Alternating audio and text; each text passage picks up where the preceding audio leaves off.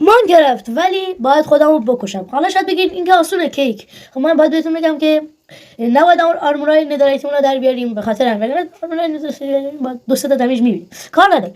خب بدون معطلی بزن بریم سراغ ویدیو. لیتس گو.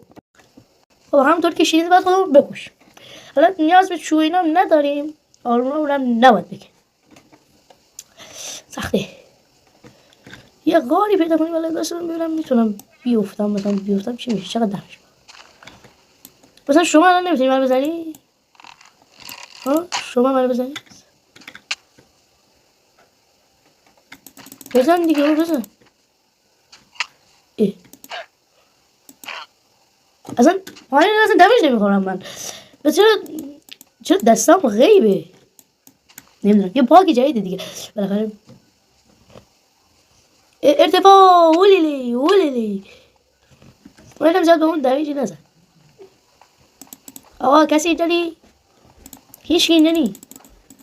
من ته غار منتظرتم. بیا کسی اینجا نی؟ چه بال. اگه الان هدفمون کشتن نبود یعنی 10,000 تا زمین داخل 10,000 همین داخل.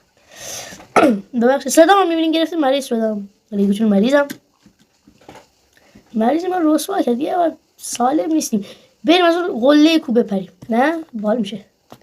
بچه رسیدیم به قله کو. بعد ما الان اونجا بودیم اینجا رسیدیم.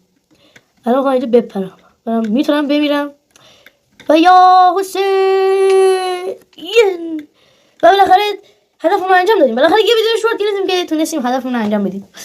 تا ویدیوی بعدی خدا یار و نگهدارتون.